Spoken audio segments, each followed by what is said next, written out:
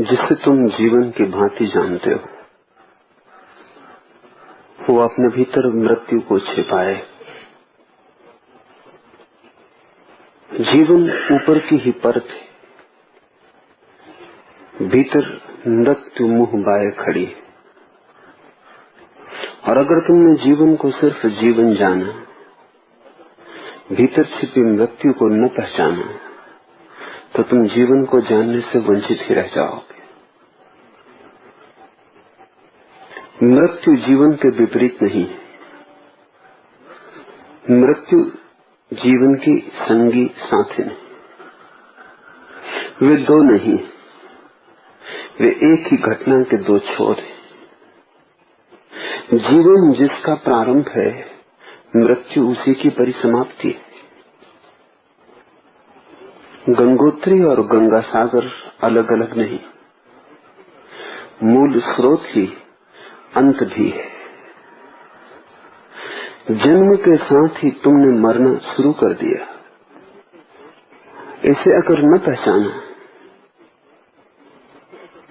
तो जो सत्य है, जो जीवन का यथार्थ है, उससे तुम्हारा कोई भी संबंध न हो पाएगा। अगर तुमने जीवन को जीवन जाना और मृत्यु को जीवन से पृथक और विपरीत जाना, तो तुम चूक गए। फिर तुम्हें बार बार भटकना होगा और तुम उसे भी न पहचान पाओगे जो दोनों के पार है। क्योंकि जब तुम जीवन और मृत्यु को ही न पहचान पाए, तो उन दोनों के पार जो है उसे तुम कैसे पहचान पाओगे? और वही तुम हो।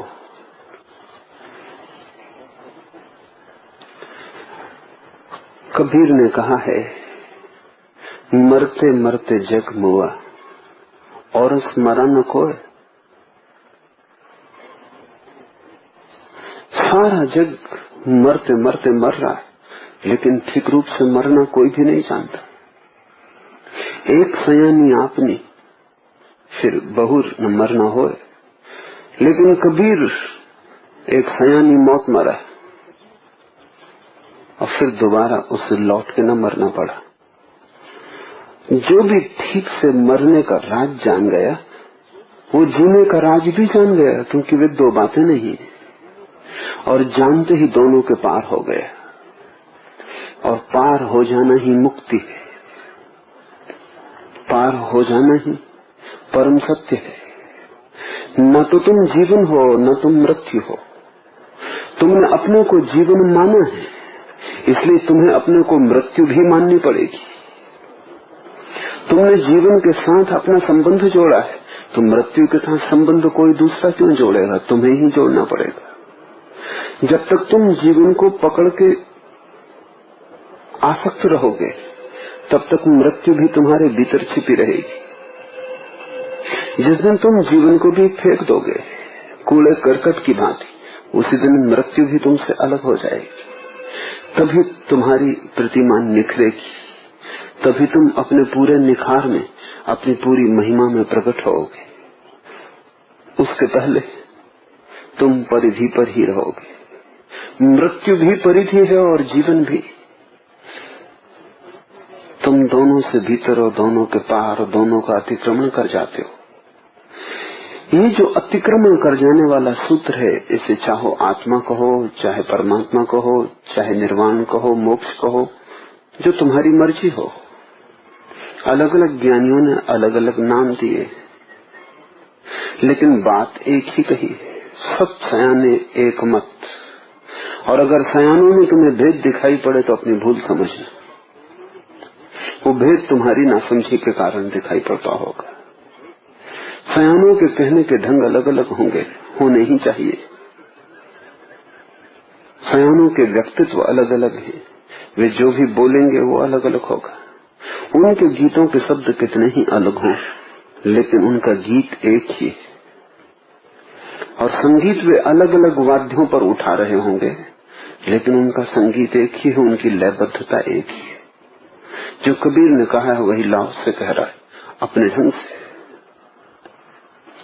लाओस से के एक एक वचन को समझने की कोशिश करें। जीवन से ही निकलकर मृत्यु आती है। Out of life death enters. तो तुम ऐसा मत सोचना कि मृत्यु कहीं अलग खड़ी है, ऐसा मत सोचना कि मृत्यु कोई दुर्घटना है, ऐसा मत सोचना कि मृत्यु कहीं बाहर से आती है, कोई भेजता है। तुम्हारे भीतर ही मृत्यु बड़ी हो रही, तुम्हारे साथ ही चल रही। अगर तुम बायां कदम हो तो मृत्यु दायां, अगर तुम दाएं कदम हो तो मृत्यु बायां। वो तुम्हारा ही पहलू है। एक पैर तुम्हारा जीवन है तो दूसरा पैर तुम्हारी मौत है, वो तुम्हारे साथ ही बढ़ रही। तुम जब भोजन कर रहे हो तब जीवन को ही गति नहीं मिल रही है, मृत्यु को भी मिल रही है। जब तुम सांस ले रहे हो तो जीवन ही उससे शक्तिमान नहीं हो रहा, मृत्यु भी हो रही है। तुम्हारी हर श्वास में छिपी, भीतर आती श्वास अगर जीवन है तो बाहर जाती श्वास मृत्यु। इसलिए तुम ऐसा मत सोचना कि मृत्यु कहीं भविष्य में है, दूर 70-80 साल बाद घटेगी। ऐसे ही टाल टाल के तुमने जीवन गंवाया है, यही सोच सोच के कि कभी होगी, अभी क्या जल्दी है। और मृत्यु अभी हो रही, क्योंकि संसार इस क्षण के अतिरिक्त किसी समय को जानता ही नहीं, कोई भविष्य नहीं। अस्तित्व के लिए वर्तमान ही एकमात्र समय है, जो भी हो रहा है अभी हो रहा है। इसी क्षण तुम पैदा भी हो रहे हो, इसी क्षण तुम मर भी रहे हो, इसी क्षण जीवन, इसी क्षण मौत। वे दो किनारे, तुम्हारी जीवन की सरिता उनके बीच इसी क्षण बह रही। तो तुम जो भी कर रहे हो वो दोनों को ही भोजन बनेगा। तुम उठोगे तो जीवन उठाओ, मौत भी उठी। तुम बैठोगे तो जीवन बैठाओ, मौत भी बैठी। तो पहली बात लाओस से कहता है कि मृत्यु को तुम अपने से अलग मत समझ लेना। सारे जगत में, सारे पुराणों में कथाएं, सभी कथाएं धोखा देती। धोखा ये देती हैं कि मौत कोई भेजता है, कोई यमदूत आता है भैंसे पर सवार होकर, या कि कोई यमराज भेजता है मृत्यु को तुम्हें लेने के लिए। ये सब बातें कहानियां हैं। मृत्यु उसी दिन आ गई जिस दिन तुम पैदा हुए।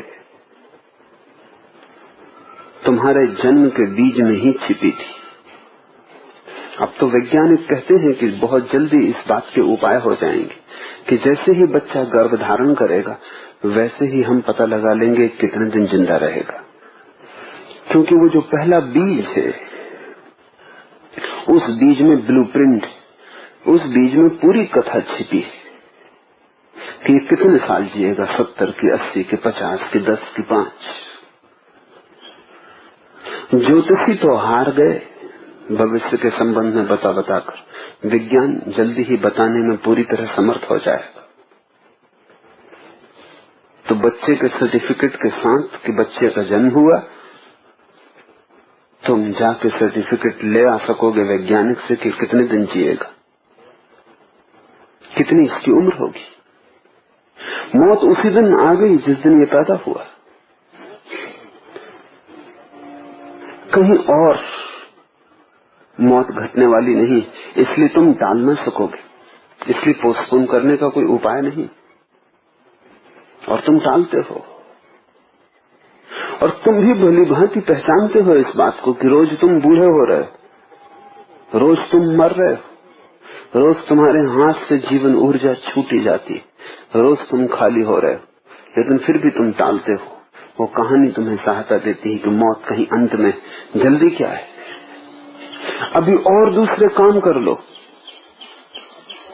इसलिए तुम धर्म को भी टालते हो, क्योंकि जिसने मौत को टाला उसने धर्म को भी टाला। जिसने मौत को आंख भर कर देखा वो धर्म को न टाल सकेगा, क्योंकि धर्म मौत के पार जाने का विज्ञान। तुम बीमारी ही टाल देते हो तो औषधि को टालने में क्या कठिनाई। इसलिए तो पशुओं में कोई धर्म नहीं है, वृक्षों में कोई धर्म नहीं, क्योंकि उन्हें मृत्यु का कोई बोध नहीं।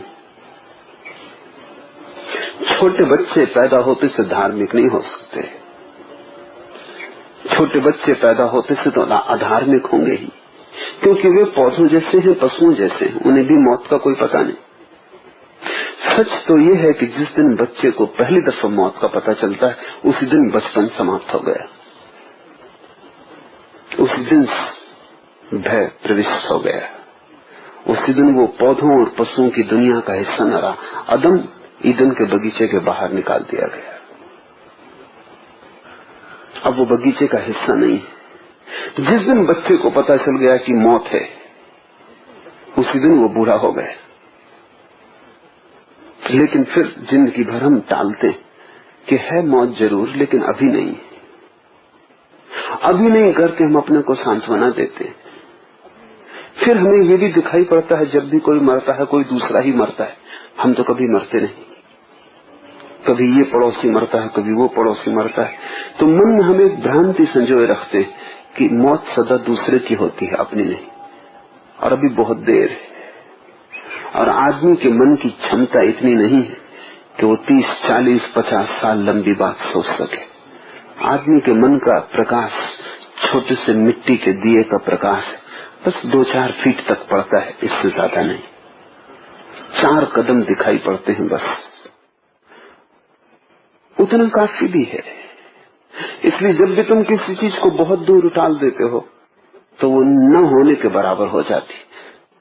जैसे तुमसे कहे कि तुम्हारी मृत्यु अभी होने वाली, कोई बताए कि अभी तुम मर जाओगे घड़ी भर में, तो तुम्हारा रोआ रोआ कब जाए। लेकिन कोई कहे कि मरोगे 70 साल में, कुछ भी नहीं कबता। 70 साल इतना लंबा फासला है कि तुम्हें करीब करीब ऐसा लगता है कि 70 साल इतने दूर है, अनंतता मालूम होती है, कोई डर की अभी जरूरत नहीं। फिर 70 साल हाथ में है, हम कुछ उपाय भी कर सकते हैं बचने के। लेकिन अगर अब ही मौत हो रही हो तो उपाय भी नहीं है करने का, समय भी नहीं है, तब तुम कब जाते हो, तब तुम भयभीत हो जाते हो। लेकिन क्या फर्क है, मौत 70 साल बाद घटेगी, 7 क्षण बाद मौत घटेगी। अगर मौत घटेगी तो घट ही गई। यही तो बुद्ध ने कहा मुर्दे को देखकर, वो तुम नहीं कहते इसलिए तुम बुद्ध नहीं हो पाते। बुद्ध ने मुर्दे को देखकर यही तो कहा कि अगर मौत होती ही है और मेरी भी होगी तो कहा अपने सारथी को लौटा ले रथ वापस। जाते थे एक युवक महोत्सव में भाग लेने, वर्ष का बड़े से बड़ा उत्सव था और राजकुमार ही उसका उद्घाटन करता था। सारथी से कहा वापस लौटा ले, अगर मौत होनी ही है और मेरी भी होनी तो अब मेरे लिए कोई महोत्सव न रहा, अब मेरे जीवन में कोई महोत्सव नहीं है, मौत है और मुझे मौत से निपटारा करना है।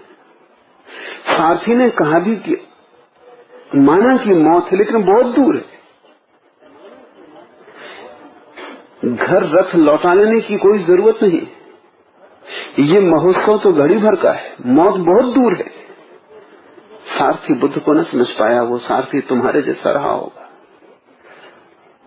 बुद्ध ने कहा दूर हो कि पास, जो है वो है, पास दूर से क्या फर्क पड़ता है, मैं मरूंगा और अगर ये सच है तो मैं मर ही गया। अब मुझे उस सब तत्व की खोज करनी है जो नहीं मरता।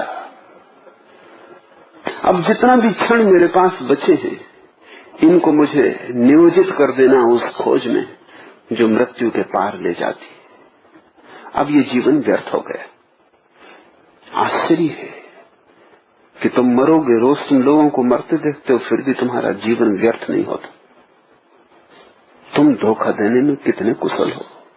कबीर कहते हैं धोखा कासू कहिए, किससे कहने जाएं, कौन धोखा दे रहा है, तुम खुद ही अपने को धोखा दे रहे हो। कोई दूसरा देता होता तो शायद बच भी जाते, तुम खुद ही दे रहे हो, इसलिए बचाव का भी उपाय नहीं। निहत्ते अपने को ही वंचना में डाले हुए हो। जो भी तुम इकट्ठा कर रहे हो वो मौत छीन लेगी। अगर मौत दिखाई पड़ जाए तो संग्रह की वृत्ति खो जाएगी। जिनसे तुम संबंध नाते रिश्ते बना रहे हो मौत तोड़ देगी। अगर मौत दिख जाए तो आसक्ति संबंध आज ही टूट गया, इसे तोड़ना ना पड़ेगा, मौत का बोध तोड़ देगा, तुम अनासक्त हो जाओ।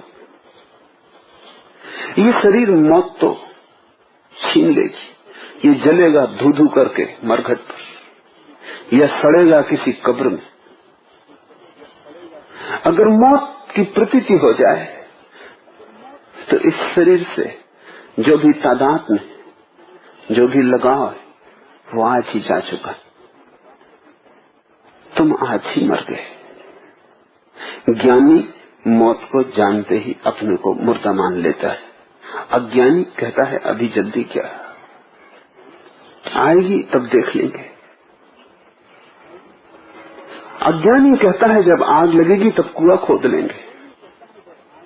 ज्ञानी कहता है अगर आग लगने ही वाली है तो कुआं तैयार होना चाहिए, आज ही कुआं खोद लो।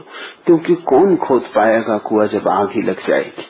जब घर जल रहा होगा तब तुम कुआं खोदोगे पानी निकालने को, आग बुझाने को। तुम टाल रहे हो मौत को। आग तो लगेगी तुम्हें पता है, कुआं तुम नहीं खोद रहे हो। आग बुझाने का तुम्हारे पास कोई उपाय नहीं। और सच तो ये है कि आग तो लगेगी ये भी तुम्हें पता हो, घर में तुम घी के पीपे इकट्ठे कर रहे हो कि जब आग लगेगी तो बुझाना भी असंभव हो जाएगा। तुम जीवन में जो भी इकट्ठा करते हो वो अग्नि में घृत का काम कर रहा है। लाओस से कहता है जीवन से ही निकल के मृत्यु आती, तुम्हारे भीतर ही बड़ी होती। मृत्यु तुम्हारी ही संतान है। जैसे माँ के गर्भ में बच्चा बड़ा होता है और माँ से निकल के बाहर आता है, ऐसी तुम्हारी मौत, हर एक की मौत तुम्हारे भीतर ही बड़ी होती, तुम्हारे भीतर से ही निकल के बाहर आती। कोई यमदूत नहीं, कोई भैंसों पे सवार होकर यम नहीं आता, कोई मृत्यु का देवता नहीं है जो मृत्यु को भेजता हो। जीवन ही मृत्यु का देवता है और तुम पर ही मौत सवार है। तुम ही वो भैंसे हो जिस तुम मौत सवार होकर चल रही। तुम ऐसे बाहर से आता हुआ न पाओगे। अगर मौत बाहर से आती तो बचने के उपाय हो सकते थे। हम अपने को बंद कर लेते एक ऐसे सुदृढ़ किले के भीतर कि बाहर से कुछ भी ना आ सकता, लेकिन तब भी तुम मरोगे। तुम बिल्कुल कांच की दीवारों में बंद कर दिए जाओ जहां से हवा भी ना आती हो तो भी तुम मरोगे, क्योंकि मौत तुम्हारे भीतर बड़ी हो रही। हाँ, अगर तुम अपने को भी बाहर छोड़ाओ तो ही तुम न मरोगे। वही ज्ञानी करता है, वो अपने को बाहर छोड़ देता है, खुद भीतर सरक जाता है। मृत्यु तुम्हारे भीतर प्रतिपल बड़ी हो रही है। जाग के रहना। ऐसा हुआ कि एक यहूदी फकीर एक अंधेरी रात में एक ध्यान की साधना कर रहा था। वो साधना थी चलते हुए स्मरण रखने की कि मैं हूं। स्मरण खो जाता था। उसी अंधेरी रात में रास्ते पे चलते हुए जब वो साधना कर रहा था, उसने एक आदमी को और टहलते हुए देखा। सोचा शायद वो भी साधना में लीन। उसने पूछा कि तुम किस बात का स्मरण रख के भटक रहे हो, तुम क्यों चल रहे हो, क्या है तुम्हारी साधना? उसने कहा मेरी कोई साधना नहीं, मैं तो एक अमीर आदमी का वॉचमैन हूं, पहरेदार हूं। ये महल है मेरे मालिक का, मैं इसके सामने पहरा देता हूं।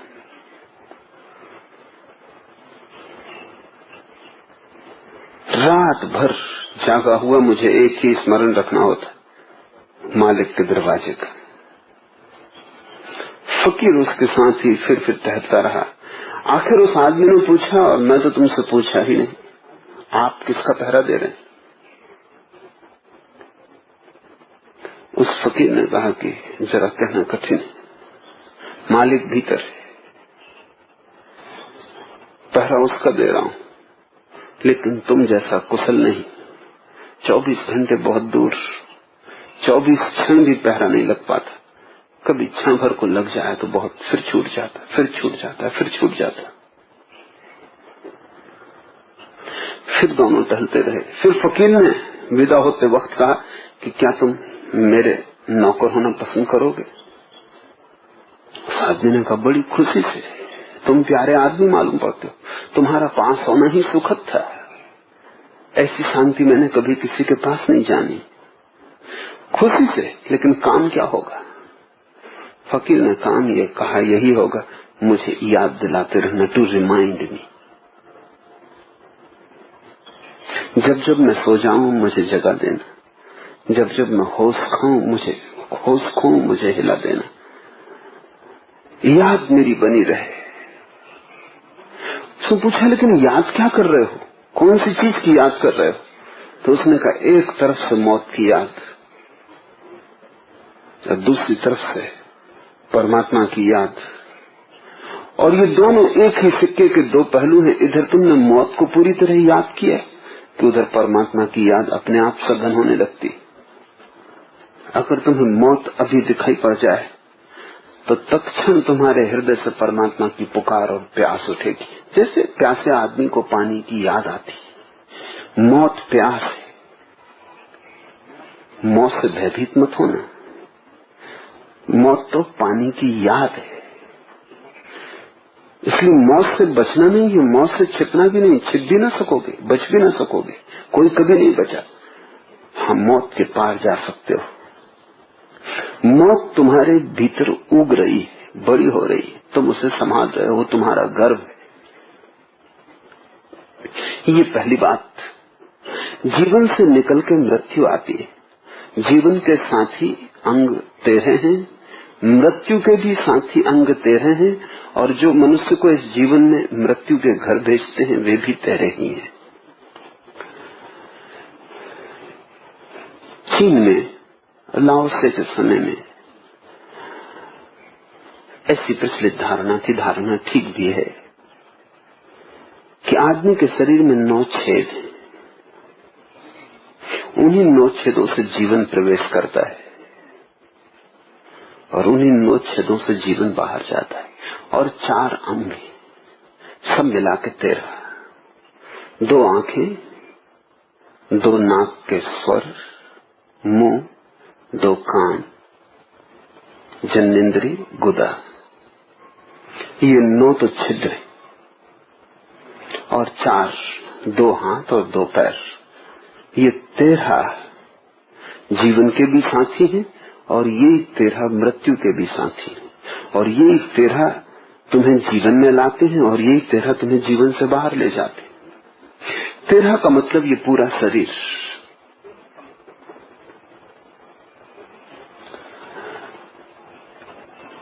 इन्हीं से तुम भोजन करते हो, इन्हीं से तुम जीवन पाते हो, इन्हीं से उठते बैठते चलते हो। यही तुम्हारे स्वास्थ्य का आधार है और यही तुम्हारी मृत्यु के भी आधार होंगे, क्योंकि जीवन और मृत्यु एक ही चीज के 2 नाम हैं। इन्हीं से जीवन तुम्हारे भीतर आता, इन्हीं से बाहर जाएगा।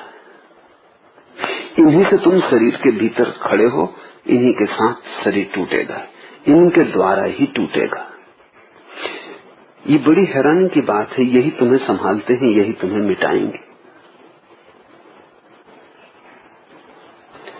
भोजन तुम्हें जीवन देता है, शक्ति देता है, और भोजन की शक्ति के ही माध्यम से तुम अपने भीतर की मृत्यु को बड़ा किए चले जाते हो। भोजन ही तुम्हें बुढ़ापे तक पहुंचा देगा, मृत्यु तक पहुंचा देगा।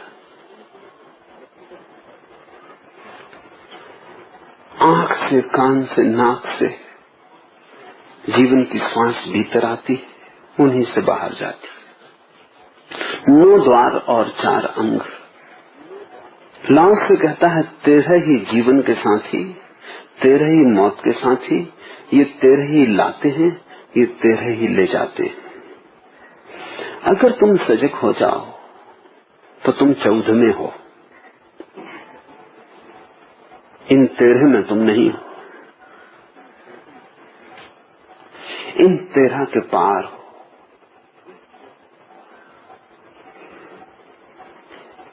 इस 13 की संख्या के कारण चीन में और फिर धीरे धीरे सारी दुनिया में 13 का आंकड़ा अपशगुन हो गया। वो चीन से ही फैला। पश्चिम में जहां 13 का आंकड़ा अपशगुन है, उनको पता भी नहीं कि क्यों अपशगुन। उसका जन्म चीन में हुआ, उस सुपरस्टिशन की पैदाइश चीन में हुई। तो आज तो हालत ऐसी है कि अमेरिका में होटलें हैं जिनमें 13 नंबर का कमरा नहीं होता, 13 नंबर का मंजिल भी नहीं होती, क्योंकि कोई ठहरने को 13 नंबर की मंजिल पर राजी नहीं। तो 12 के बाद 14 नंबर होता है कि 13 शब्द से ही घबराहट पैदा होती। 13 नंबर का कमरा नहीं होता, 12 नंबर के कमरा के बाद 14 नंबर का आता। होता तो वो 13वां ही है, लेकिन जो ठहरता उसको नंबर 14 याद रहता, 13 की उसे चिंता नहीं पकड़ती।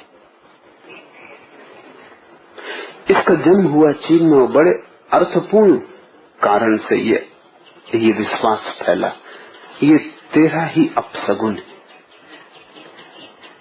तुम 14वें हो और तुम्हें 14वें का कोई भी पता नहीं। तुम न जीवन हो न मौत, तुम दोनों के पार हो। अगर तुम इन 13 के प्रति सजग हो जाओगे, जैसे जैसे तुम जागोगे वैसे वैसे शरीर दूर होता जाएगा, जैसे जैसे तुम्हारा होश बढ़ेगा वैसे वैसे शरीर से तुम्हारा फासला बढ़ेगा। तुम देख पाओगे मैं पृथक हूं, मैं अन्य हूं, शरीर और मैं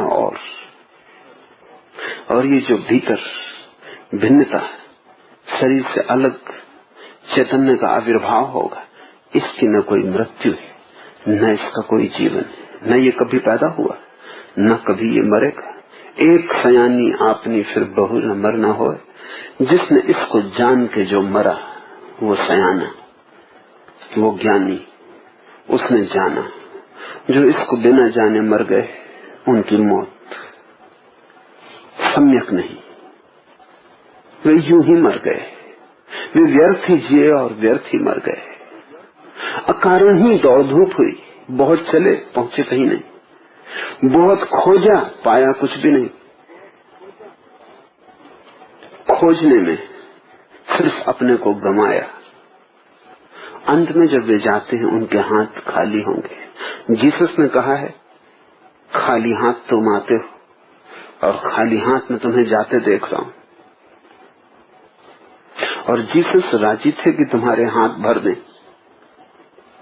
लेकिन तुम सोचते हो कि तुम्हारे हाथ पहले से ही भरे, खाली हो तो भर दिए जाएं।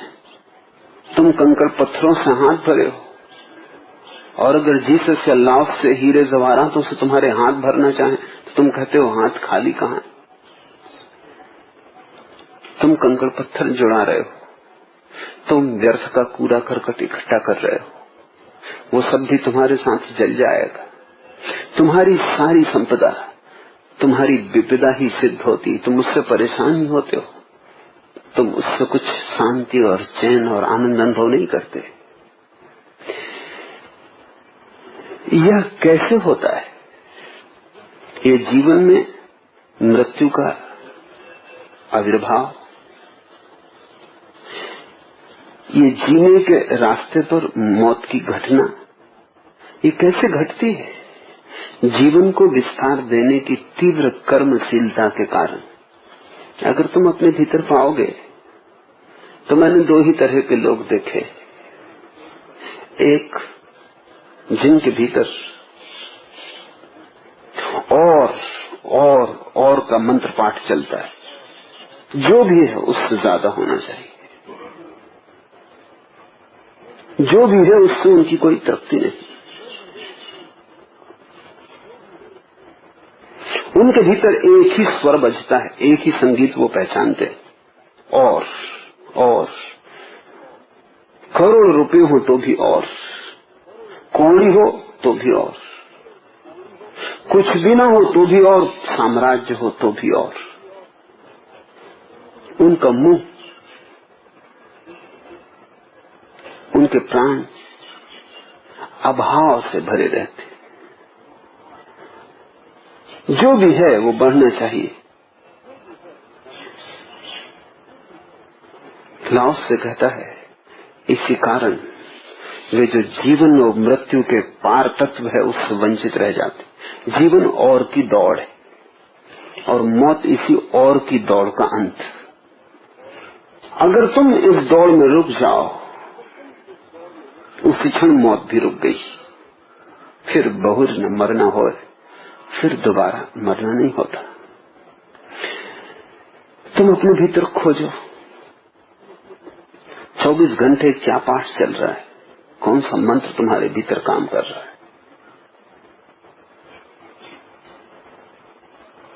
तो तुम पाओगे रोए रोए में, श्वास श्वास में एक ही आकांक्षा है, जो भी है और बड़ा हो जाए। करोगे क्या इसे बड़ा करके? अगर तुम्हें रहना ही नहीं आता है तो मकान छोटा हो तो भी तुम बेचैन रहोगे, मकान बड़ा हो तो भी तुम बेचैन रहोगे। अगर तुम्हें सोना ही नहीं आता तो तुम गरीब के बिस्तर पर सो कि अमीर के राजभवन में, क्या फर्क पड़ेगा? अगर तुम्हें भोजन करना ही नहीं आता तो तुम रूखी रोटी खाओ कि श्रेष्ठतम सुस्वादु भोजन, क्या फर्क पड़ेगा? दूसरे तरह का आदमी जो और की दौड़ नहीं करता है,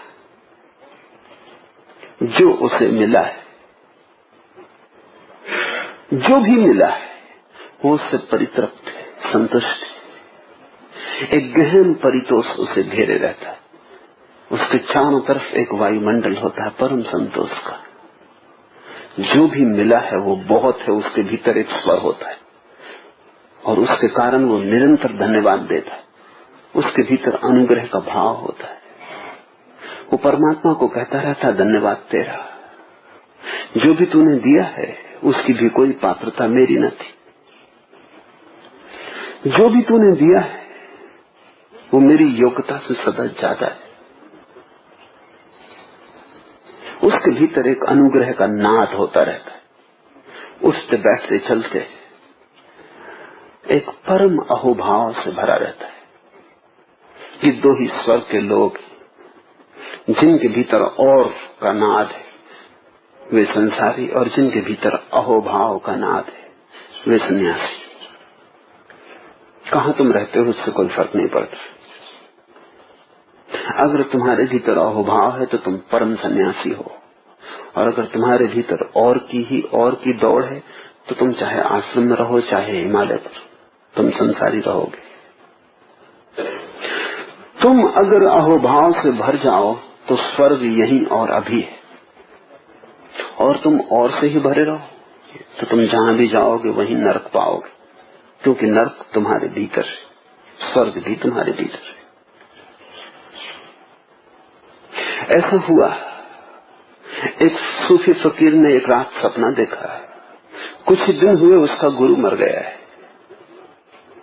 सपने में उसने देखा कि वो स्वर्ग गया है, अपने गुरु की तलाश कर रहा है।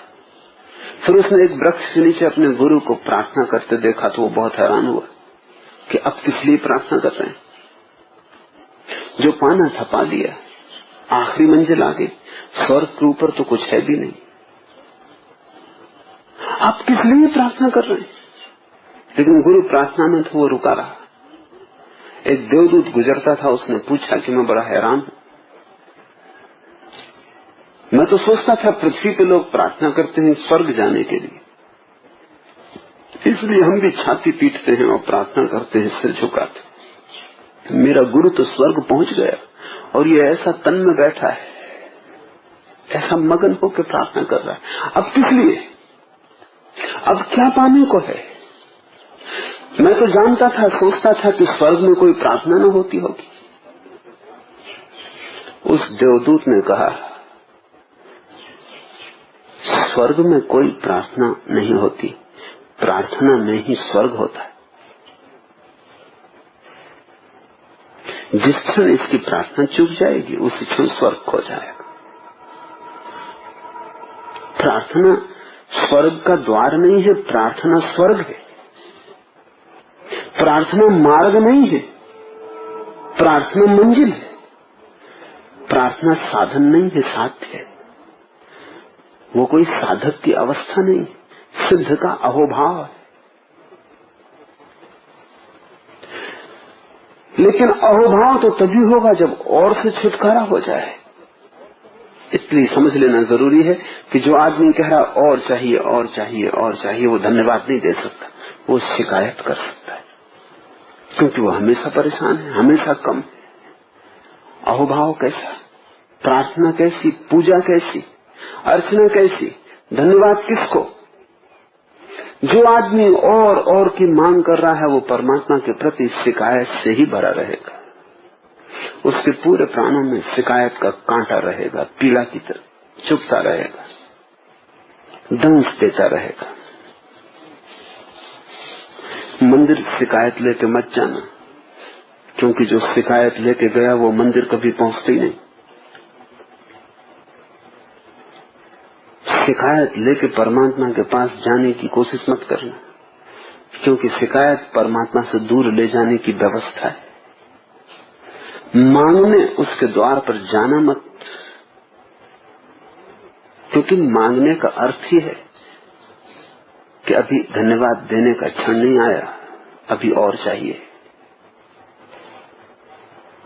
लाओस से कहता है ये कैसे होता है कि तुम्हारे जीवन में ही मौत पनप जाती है। ये ऐसे होता है कि तुम और मांगते चले जाते हो। Because of the intense activity of multiplying life, तुम और ज्यादा करना चाहते हो और ज्यादा करना चाहते हो। कितना ही मिल जाए तृप्ति नहीं होती। सुना है मैंने, मुल्ला नसरुद्दीन नियाग्रा जलप्रपात देखने गया।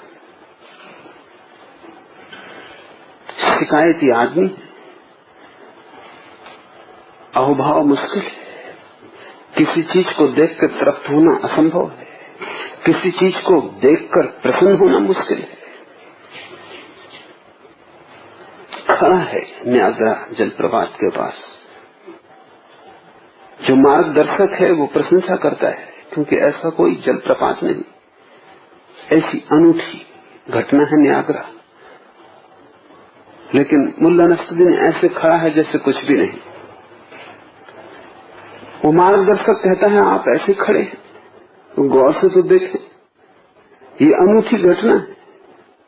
कितना जल गिर रहा है पता है आपको? अरबों खरबों गैलन प्रति सेकंड। मुल्ला ने ऐसी नजर डाली और कहा दिन भर में कितना गिरता है?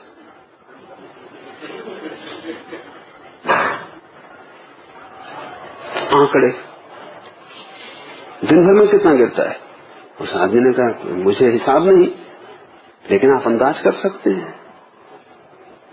असंख्य गैलन। और मुल्ला ने कहा रात भर भी गिरता रहता है।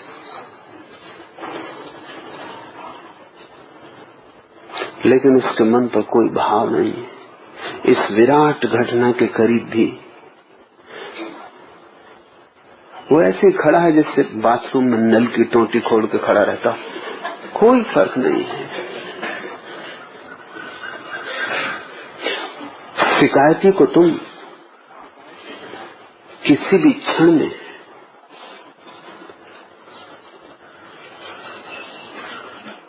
विराट से नहीं भर सकते। वो विराट को भी नाप जोख कर लेगा, कितने गैलन दिन में रात में भी गिरता रहता है। वो विराट को भी माप लेगा। और जब भी तुम किसी चीज को माप लोगे, तुम्हारा मन कहेगा इससे बड़ा भी तो हो सकता है। तो इसमें प्रभावित होने का क्या है?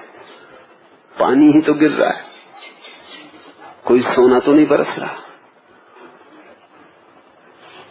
और जितनी भी बड़ी संख्या हो, इससे क्या फर्क पड़ता है? अन्यथा तो एक पानी की बूंद, सुबह धूप पर पड़ी एक ओस, सूरज की चमकती किरणें और विराट प्रकट हो जाता है। कोई नियाग्रा जाने की जरूरत है?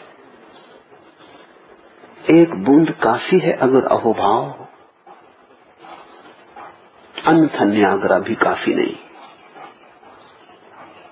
कैसे तुम्हारे भीतर मौत बड़ी होती है? लाओस से कहता तुम्हारे भीतर मौत बड़ी होती, क्योंकि तुम जो हो उससे तुम तृप्त नहीं। लाओ से ये कह रहा है अतृप्ति से मौत सघन होती, बनती है, निर्मित होती, अतृप्ति मौत है। इसलिए तो बूढ़े मरते हैं, क्योंकि बूढ़े अतृप्ति के ज्यादा करीब पहुंच जाते हैं बच्चों की बजाय। बच्चे छोटी छोटी चीजों में तृप्त मालूम होते हैं। एक खिलौना, एक उड़ती तितली काफी है, एक छोटा सा घास में खिला फूल पर्याप्त खजाना है। छोटे बच्चे इतने ताजे और जीवंत हैं, मौत बड़ी दूर है, क्योंकि छोटे छोटे में, क्षुद्र में भी विराट का दर्शन हो रहा है। लेकिन ये अज्ञान के कारण हो रहा है। जल्दी ही मौत प्रवेश कर जाएगी, जल्दी ही शिकायत शुरू हो जाएगी, जल्दी ही बच्चा भी कहने लगेगा और चाहिए, फिर उसका कोई अंत नहीं। एक मित्र मेरे पास आते थे, एक राज्य में शिक्षा मंत्री। उन्होंने मुझसे कहा मुझे नींद नहीं आती, और कहने लगे न मुझे ईश्वर की खोज है, न मुझे आत्मा जाननी, न मुझे मोक्ष की इच्छा है। मैं आपके पास सिर्फ इसलिए आया हूं कि मुझे सिर्फ नींद आ जाए। ये मेरे जीवन मरण का प्रश्न है। मैं सब दवाइयां लेके हार चुका, ट्रैंकुलाइजर लेता हूं तो सुस्ती आ जाती है, नींद नहीं आती। उल्टा सुबह और भी ज्यादा बेचैन उठता हूं। फिर सुबह मुझे शक्ति पाने के लिए और ताजगी पाने के लिए दूसरी दवाइयां लेनी पड़ती। तो आप इतना ही करें कि मुझे किसी तरह नींद आ जाए। क्या ध्यान से नींद आ सकेगी? और ज्यादा मेरी मांग नहीं। जब वे ये बोल रहे थे तो मैंने इशारा किया और उनकी सब बातें टेप कर ली गई, क्योंकि मैं जानता हूं राजनीतिज्ञ हैं, इनकी बात का कोई भरोसा नहीं। और ये भी मैं जानता हूं कि जब साधारण आदमी की और की दौड़ इतनी ज्यादा होती है तो राजनीतिक की तो और ज्यादा होनी ही चाहिए। वो तो मनुष्य में सबसे ज्यादा पागल मनुष्य है। ये कैसे सिर्फ नींद से राजी हो जाएंगे, मुझे भरोसा नहीं आया।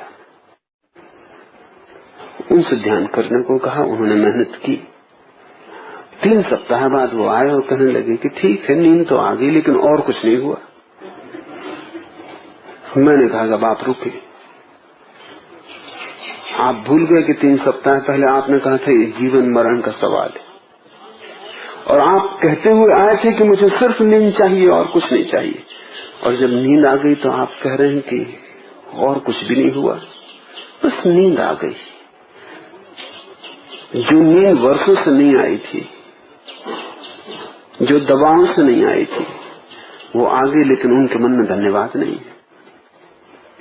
मैंने टेप लगवाया, सुना, कहने लगे कि हाँ ठीक है। थोड़े चौंके, कहने लगे कि नहीं ऐसी बात नहीं, मेरा मतलब ये था कि जब ध्यान से इतना हो सकता है तो और भी हो सकता है। पर मैंने कहा कि अब आप सोच लें, क्योंकि जैसे आप आदमी हैं, अगर आपको परमात्मा भी मिल जाए तो आप लौट के कहेंगे परमात्मा मिल गया और कुछ नहीं हुआ। मोक्ष मिल जाए, आप कहेंगे अब मोक्ष मिल गया और कुछ भी न हुआ। और इस तरह के आदमी को मोक्ष नहीं मिल सकता। और ये नींद भी ज्यादा देर न टिकेगी, ये खो जाएगी, क्योंकि आपको नींद लेने की भी पात्रता नहीं। क्यों गांव देहात का गरीब आदमी जिसे 1 जून रोटी मिलती है, कभी वो भी नहीं मिलती, गहरी नींद सोता है? क्यों शहर का धनी सुखी आदमी जिसके पास सब है एक झपकी नहीं ले पाता?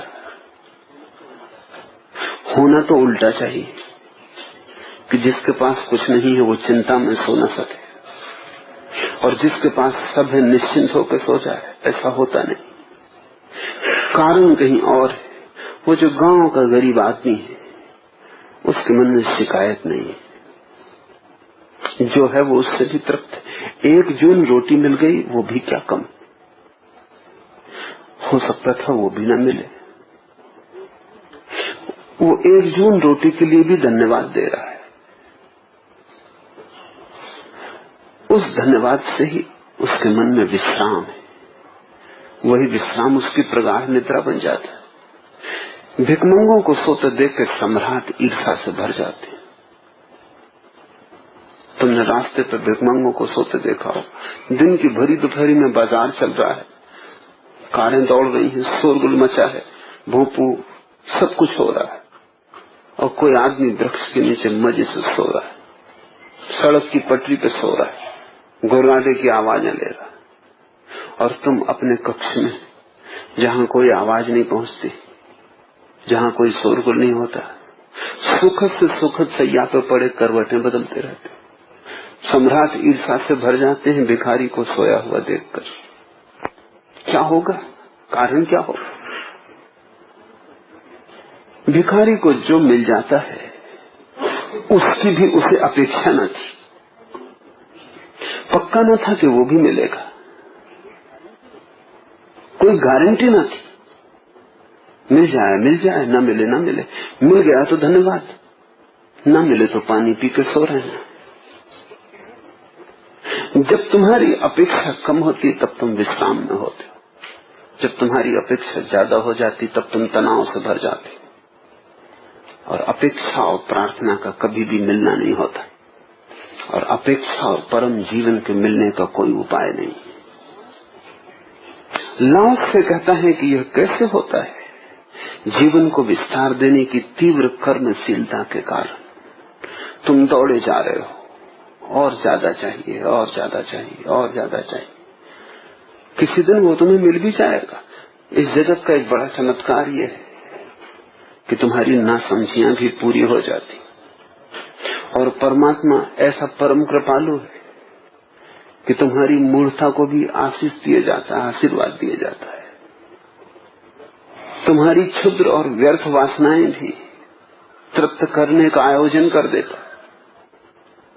तब तुम अचानक पाते हो कि सब हाथ में, खुद को तुम कहीं छोड़ आए, खुद को कहीं दूर अतीत में भटक आए, खुद कहीं छूट गया मार्ग पर, तुम तो मंजिल पर पहुंच गए, सब इकट्ठा हो गया, लेकिन तुम्हारी आत्मा कहीं राह में छूट गई, और तब तुम्हें फिर कोई बेचैनी पकड़ लेती, फिर अशांति पकड़ लेती। तुम सब भी पाके भिखारी ही रहोगे, और इसी सब पाने की दौड़ में तुम्हारी मौत बड़ी हो रही, क्योंकि तुम जीवन को चुका रहे हो, तुम जीवन को संभाल नहीं रहे, तुम जीवन की ऊर्जा को बेच रहे हो ठीकरों में। इस जीवन ऊर्जा से परमात्मा पाया जा सकता है। यही अवसर तुम तिजोरी भरने में लगा रहे हो, इसी अवसर से आत्मा भरी जा सकती है। अवसर बहुमूल्य है, एक एक क्षण खोया गया वापस नहीं लौट सकता। तुम जीवन की इस और की दौड़ से बचो, तुम उसे देखना शुरू करो जो तुम्हें मिला ही हुआ है। तुम उसकी बहुत चिंता मत करो जो तुम्हें मिला हुआ नहीं, क्योंकि उसकी जिसने चिंता की वो कभी भी विश्राम को ना उपलब्ध हो सकेगा, क्योंकि कितना ही मिल जाए सदा कुछ शेष रहेगा जो नहीं मिला हुआ है। क्या तुम सोचते हो ऐसी कोई घड़ी आ जाएगी जब पाने को कुछ भी शेष ना रहेगा? कभी भी ना आएगी। अनंत है विस्तार, तुम कैसे सब पा सकोगे? तुम्हारे छोटे हाथों में तुम इस अनंत को कैसे समा सकोगे? तुम कुछ पालोगे तो बहुत कुछ पाने को शेष रहेगा, तुम कितना ही पालोगे तो भी अनंत गुना पाने को शेष रहेगा। और कभी वो क्षण न आएगा जब तुम धन्यवाद दे सको। शिकायत बड़ी होती जाएगी, सम्राट की शिकायत गरीब की शिकायत से भी बड़ी हो जाती। जितनी वासना बड़ी होती उतनी ही बड़ी शिकायत हो जाती। और शिकायत अधार्मिक आदमी का लक्षण। अगर कोई मुझसे पूछे तो मैं नास्तिक उसको नहीं कहता जो कहता है ईश्वर नहीं, नास्तिक मैं उसको कहता हूँ जिसके जीवन में सिवाय शिकायत के और कुछ भी नहीं। भला वो मंदिर जाता हो, मस्जिद जाता हो, गुरुद्वारा जाता हो, लेकिन वो वहां भी शिकायत करता है। वहां भी कहता है कि तू क्या कर रहा है, तू क्या करवा रहा है। बेईमान जीते जा रहे हैं, मैं ईमानदार हारा जा रहा। जिनकी कोई योग्यता नहीं है वो सिर पर बैठे हैं, मुझ जैसा योग्य आदमी सड़कों पर भटक रहा। अन्याय हो रहा है। तुम्हारी सारी प्रार्थनाएं तुम्हारी शिकायतें, और प्रार्थना कहीं शिकायत हो सकती। तुम उसी दिन मंदिर पहुंच पाओगे जिस दिन तुम धन्यवाद देने जाओगे, जिस दिन तुम कहने जाओगे कि मैं किसी योग्य न था, मेरी कोई क्षमता और पात्रता न थी, और तूने इतना दिया। जिस दिन तुम्हारे पास जो है तुम्हारी पात्रता से तुम्हें ज्यादा दिखाई पड़ेगा, उसी दिन प्रार्थना का जन्म होगा। फिर उस प्रार्थना का कोई अंत नहीं, वो बढ़ती जाती, और एक घड़ी ऐसी आती है कि तुम्हारी पात्रता शून्य हो जाती। उस शून्य पात्र में ही सारा अस्तित्व उतर आता है। जिस दिन तुम कह पाते हो मेरी कोई भी योग्यता नहीं, मैं जीवन के योग्य भी न था, एक सांस भी ले सकूं अस्तित्व की, इसकी भी मेरी कोई क्षमता न थी, और तूने मुझे अनंत जीवन दिया। जिस दिन तुम्हें इसमें परमात्मा के अनुग्रह के अतिरिक्त कुछ भी न दिखाई पड़ेगा, तुम बिल्कुल शून्य मात्र हो जाओ। उसी क्षण फिर तुम्हारी कोई मृत्यु नहीं है। मृत्यु वासना की है, तुम्हारा जीवन वासना है, इसलिए तुम्हारे भीतर मृत्यु बड़ी होती। तुम्हारे भीतर की वासना ही तुम्हारे भीतर की मृत्यु है। जो निर्वासना को उपलब्ध हुआ वो अमृत को उपलब्ध हो गया। कहते हैं जो जीवन का सही संरक्षण करता है उसे जमीन पर बाघ या भैंसे से सामना नहीं होता। न युद्ध के मैदान में शस्त्र उसे छेद सकते हैं, जंगली भैंसों के सींग उसके सामने शक्तिहीन है, बाघों के पंजे उसके समक्ष व्यर्थ हैं, और सैनिकों के हथियार निकम्मे हैं। ये कैसे होता है? क्योंकि वह मृत्यु से परे है। कृष्ण ने गीता में यही कहा है, नैनम छिदंती शस्त्राणि, ना तो तुझे शस्त्र छेद सकते, नैनम दहती पावक, न अग्नि तुझे जला सकती।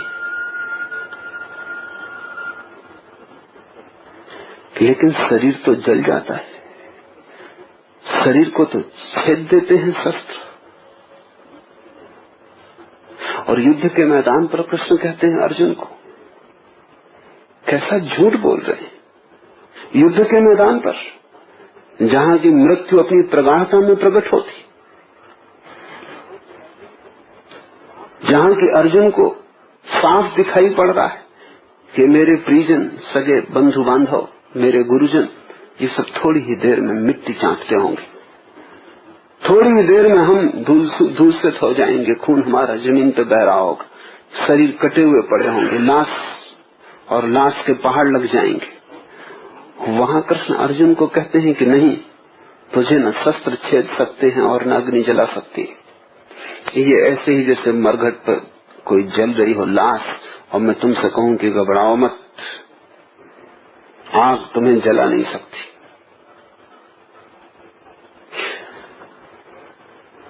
लेकिन कृष्ण ठीक ही कह रहे हैं, वो कोई मजाक नहीं कर रहे, न कोई झूठ बोल रहे हैं, क्योंकि तुम जो हो उसका तुम्हें पता ही नहीं।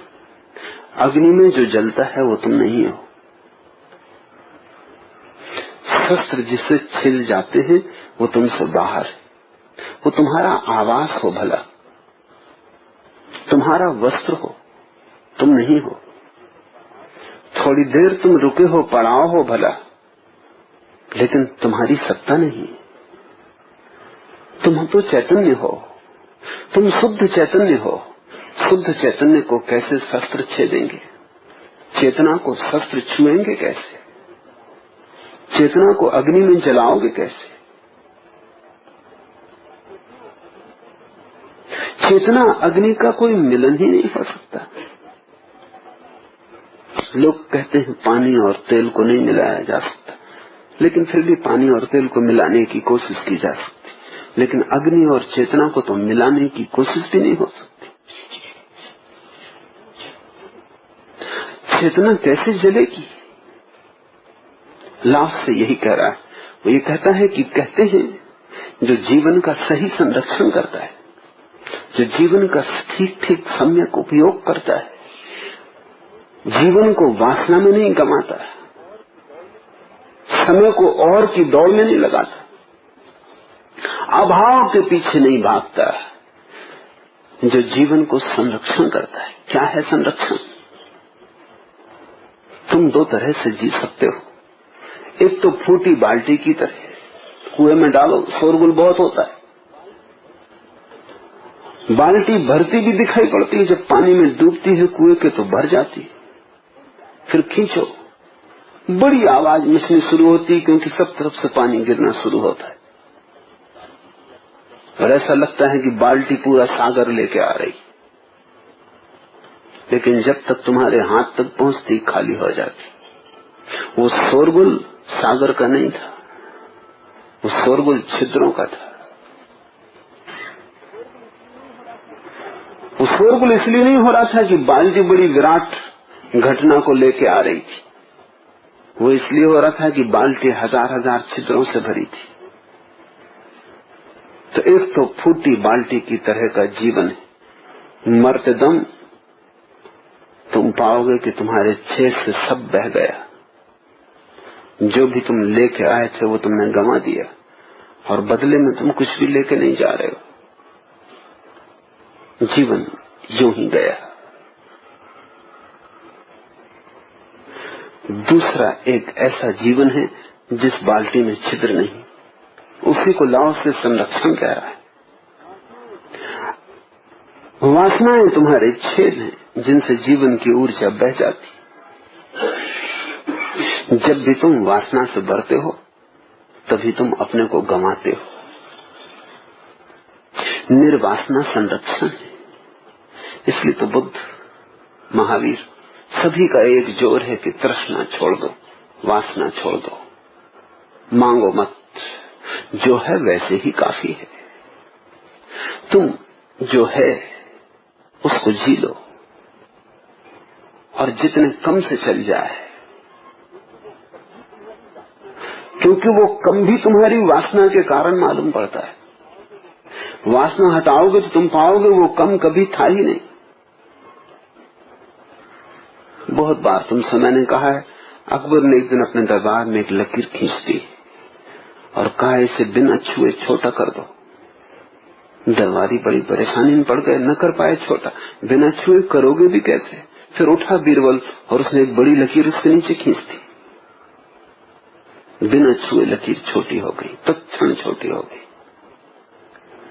तुम्हारे पास जो है वो बहुत थोड़ा मालूम पड़ रहा है, क्योंकि बड़ी वासना की लकीर तुमने खींच रखी। वो थोड़ा नहीं है, वो जरूरत से ज्यादा है। परमात्मा सदा जरूरत से ज्यादा देता है। वो कोई कृपण नहीं है। और अस्तित्व कोई सौदा थोड़ी कर रहा है तुम्हारे साथ। और अस्तित्व का तो देना आनंद है, ओवरफ्लोइंग है। अस्तित्व तो ऊपर से बह रहा है। ये अस्तित्व है ही इसलिए कि परमात्मा के पास जरूरत से ज्यादा है। ये उसका आनंद है बांटना। बिना बांटे वो नहीं रह सकता। इसलिए तुम ये मत सोचना कि तुम्हें जरूरत के हिसाब से दिया जा रहा है। तुम्हें तो जरूरत से सदा ज्यादा दिया जा रहा है, लेकिन तुम वासना की बड़ी लकीर खींचते चले जाते हो, और कितना ही तुम्हें मिलता जाए तुम्हारी लकीर बड़ी होती जाती। तो जो भी तुम पाते हो वो सदा थोड़ा मालूम पड़ता है। जब तक वासना है तब तक तुम गरीब रहोगे, तब तक तुम भिखारी रहोगे। जिस दिन कोई वासना न रही उस दिन तुम्हारा सम्राट प्रकट होता है। उस दिन फिर तुम सम्राट हो। राम, स्वामी राम अपने को बादशाह कहते थे। लंगोटी थी उनके पास एक, और जब किसी ने पूछा अमेरिका में कि क्यों कहते हो तुम अपने को बादशाह, कुछ तुम्हारे पास है नहीं, तो रामतीर्थ ने कहा इसीलिए मेरी कोई जरूरत नहीं और कोई मांग नहीं, तो तुम मुझे भिखारी कैसे कह सकते हो? और जो भिखारी नहीं वही सम्राट है।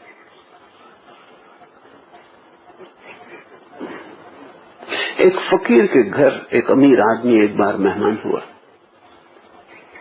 फकीर का घर था, उसमें ज्यादा कुछ साथ सामान न था, थोड़ी बहुत जरूरत की चीजें थी, बस काम चल जाए इतनी थी।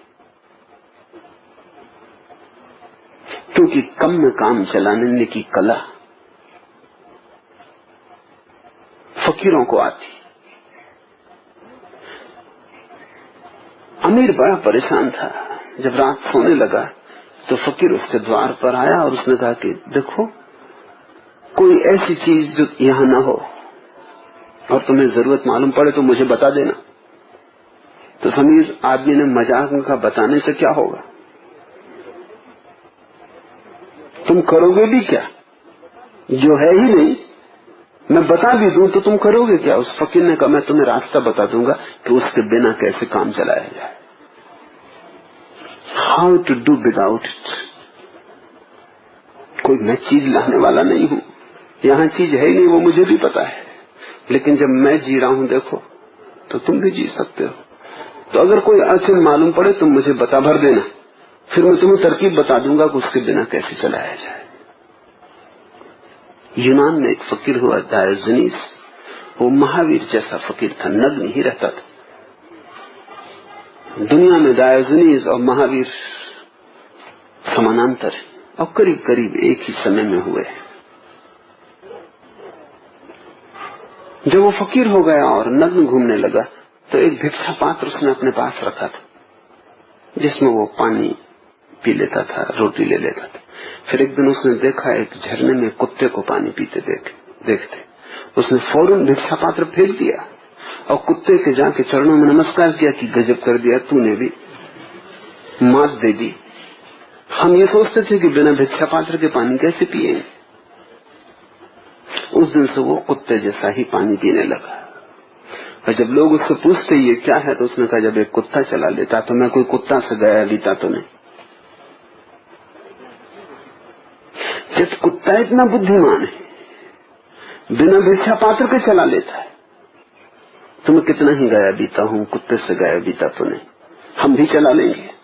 अगर कुत्ता इतनी फकीरी का शान रखता है तो हम कोई कुत्ते से छोटे फकीर नहीं। और जिस कुत्ते को उसने पैर छुए थे और जिस कुत्ते से उसने सीखा था, कहते हैं वो कुत्ता फिर सदा डायोजनीस के साथ रहा।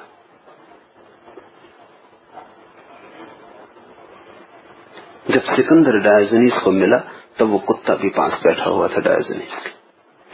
वो दोनों रहते थे एक कचरे घर के आसपास,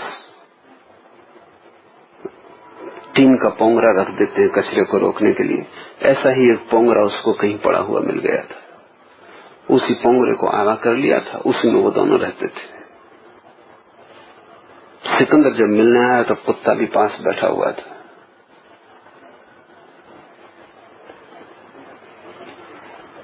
और जब सिकंदर ने डायोजनीस से प्रश्न पूछे तो सिकंदर को भी उत्तर देता था, बीच बीच में वो कुत्ते से भी कहता था सुन ले।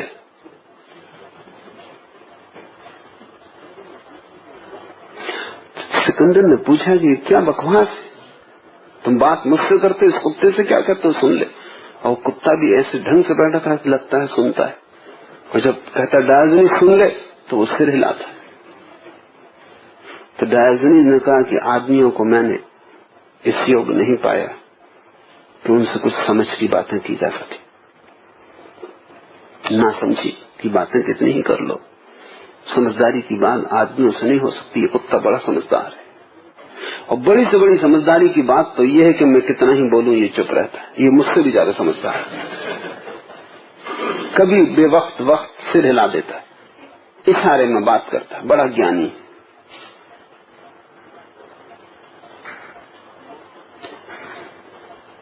ना कुछ से काम चल सकता है और सब कुछ से भी काम नहीं चलता। तो जरूर सवाल ना कुछ और सब कुछ का नहीं हो सकता, तुम पर निर्भर है, सब तुम पर निर्भर है। सब कुछ से भी काम नहीं चलता, ना कुछ से भी काम चल जाता है। जितना तुम ना कुछ से काम चला लेते हो उतनी ही वासना की लकीर छोटी होती चली जाती।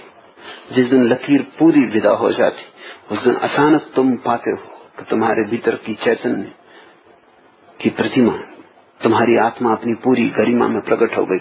अब उसे छुपाने वाला कोई धुआं न रहा। तब सब बदलियां हट गई, आकाश नीला, आकाश सामने है। जो जीवन का सही संरक्षण करता है, इसका अर्थ हुआ जो तृष्णा से मुक्त होता है और तृष्णा में अपनी जीवन ऊर्जा को नष्ट नहीं करता, जिसकी बाल्टी छेद वाली नहीं।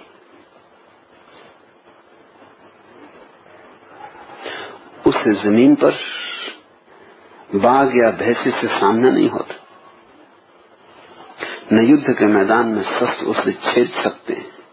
जंगली भैंसों के सींग उसके सामने शक्तिहीन है, बाघों के पंजे उसके समक्ष असमर्थ हैं और सैनिकों के हथियार निकम्मे। तुम ये मत सोचना कि तुम्हारे शरीर को छेदा न जा सकेगा। तुम ये भी मत सोचना कि तुम्हारे शरीर को आग न लगाई जा सकेगी। तुम ये भी मत सोचना कि भैंसे तुम्हारे शरीर में सींग न प्रवेश कर सकेंगे। लेकिन तुम शरीर में रह जाओगे। जिसने अपनी ऊर्जा को संरक्षित किया वो अशरीरी हो जाता है।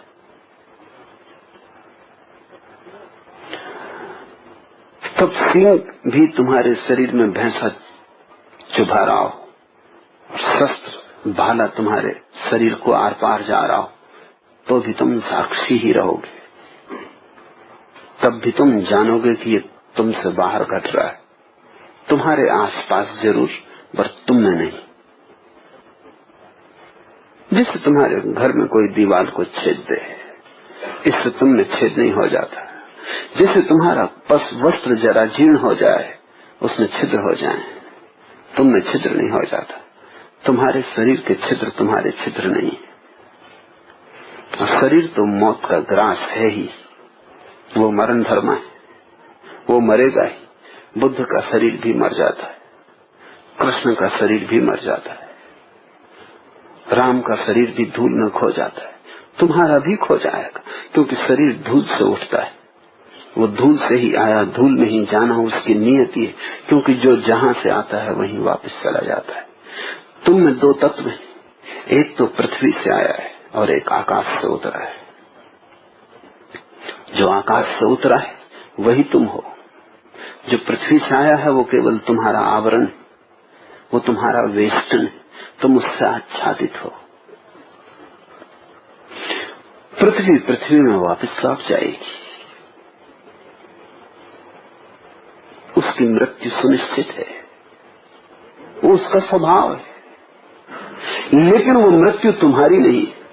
ये तुम उसी दिन जान पाओगे जिस दिन तुम तृष्णा रहित होकर अपने भीतर जागोगे। क्यों तृष्णा रहित होकर? क्योंकि जो तृष्णा से भरा है वो जाग ही नहीं सकता। तृष्णा शराब, वो बेहोशी है, वो अंधापन है। सुना है मैंने, एक यहूदी फकीर वृद्धावस्था में अंधा हो गया। एक गांव से गुजर रहा था, अंधा था। किसी ने दया की और कहा कि अच्छा हुआ तुम यहाँ आ गए, यहाँ एक बड़ा चिकित्सक है, वो तुम्हारी आंखें ठीक कर देगा। उस फकीर ने कहा लेकिन आंखें ठीक करवा के करना क्या है? क्योंकि जो आंखों से देखा जा सकता था खूब देख लिया, कुछ पाया नहीं। और जो आंखों के बिना देखा जा सकता है उसे देख ही रहे हैं और खूब पा रहे हैं। तो एक तो संसार है जो आंखों से देखा जा सकता है, लेकिन शरीर की आंखें वही देख सकती हैं जो शरीर जैसा है। पदार्थ को देख सकती हैं, पार्थिव को देख सकती हैं, पृथ्वी को देख सकती हैं। और एक वो भी है जो आंख बंद करके देखा जाता है। उसे देखने के लिए इन आंखों की कोई जरूरत नहीं, उसे देखने के लिए आंख की ही जरूरत नहीं, उसे तुम्हारा हृदय, उसे तुम्हारी अंतरात्मा देखती है और जानती है। वो आंख बंद करके भी देख लिया जाता है। उस फकीर ने ठीक ही कहा कि जो इन आंखों से देखा जा सकता था खूब देख लिया, कुछ पाया नहीं, और जो इनके बिना देखा जा सकता उसे खूब भरपूर देख रहे हैं और खूब पा रहे हैं। आंखों को ठीक करवाना किसे? करवा के आंखें ठीक क्या करेंगे? यह कैसे होता है? कैसे भीतर की आंख खुलती है? कैसे अमृत के दर्शन होते हैं? कैसे शरीर के पार तुम हो जाते हो, जहां मृत्यु नहीं पहुंचती, जहां शस्त्र नहीं छेदते, जहां आग नहीं जलाती? कैसे? जहां तुम बूढ़े नहीं होते, जहां जरा जीवता नहीं आती। कहता है लाओस से, यह होता है मृत्यु के परे होकर, क्योंकि वह मृत्यु के परे है। Because he is beyond death. जैसे ही तुम जान लेते हो कि तुम मृत्यु के परे हो, और तुम हो ही, इसलिए जानने में तुम देर कितनी ही लगाओ, कठिनाई कुछ भी नहीं है। टालो तुम कितना ही जानने को, जिस दिन जानना चाहोगे उसी दिन जान लोगे। आंख भर बंद करने की बात है, अपने को ही देखना है, कहीं जाना भी नहीं है, कोई यात्रा भी नहीं करनी है, कोई शर्त भी नहीं पूरी करनी है, किसी और से सौदा भी नहीं है, कोई कीमत भी नहीं चुकानी है, बस आंख बंद करनी है। थोड़ा तृष्णा को शिथिल करना है ताकि दौड़ बंद हो। दौड़ चलती रहे तो अपने घर कैसे आओगे? दौड़ चलती रहे तो तुम कहीं और। ये और की जो भीतर चल रही सतत धारा है, इसे थोड़ा कम करना है ताकि तुम शांत बैठ सको। बैठते हो तुम ध्यान में, तब हजार विचार चलते हैं, मन दौड़ा ही रहता है, शरीर ही बैठा रहता है। शरीर को बिठाने से क्या होगा? वो जो दौड़ा हुआ मन है वो बैठना चाहिए। वो बैठ जाए, तत्क्षण दर्शन हो जाए। इधर मन बैठा, उधर आत्मा प्रकट हुई, और वो आत्मा अमृत है। वो न तो जीवन है न वो मृत्यु है, वो दोनों के पार है। जब बिल्कुल जीवन नहीं था तब भी वो थी, और जब सारा जीवन खो जाएगा तब भी वो होगी। वो शाश्वतता है। उस आत्मा को ही हम सत्य कहते हैं। सत्य का अर्थ होता है जो शाश्वत है, जो सदा है, सदा था, सदा रहेगा,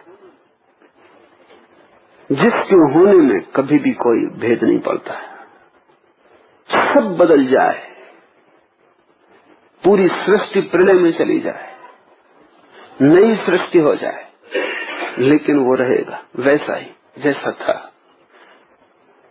उसके स्वभाव में रंच मात्र फर्क ना है, वही सत्य है। वैसे सत्य को तुम अपने भीतर लिए चल रहे हो। तुम्हें परमात्मा ने सभी कुछ दिया है, लेकिन जो संपदा तुम्हारे पास है उसको भी तुम नहीं देख पा रहे हो।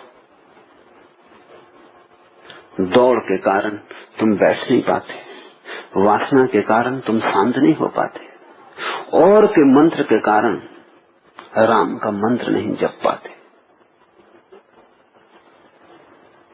इसे देखो, इसे पहचानो, इसे अपने भीतर विश्लेषण करो, क्योंकि लाओसे के वचन किसी दार्शनिक के वचन नहीं। लाओसे के वचन एक ज्ञानी के वचन है, एक परम ज्ञानी के, और वो तुमसे जो भी कह रहा है वो प्रयोग के लिए कह रहा है।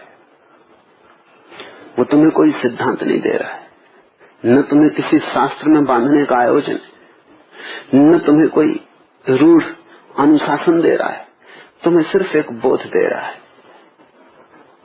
उस बोध की सुवास को तुम पकड़ो अपने भीतर, तो ही लाओसे की सही सही व्याख्या तुम्हारी समझ में आएगी।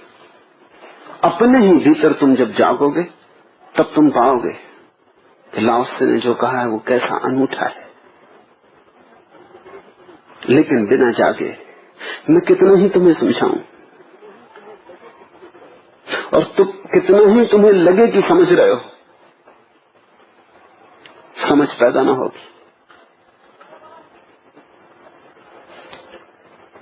लिखा लिखी की है नहीं, देखा देखी बात। तुम देखोगे अपनी ही आंख से तो ही जानोगे, लोगे स्वाद तो ही जानोगे।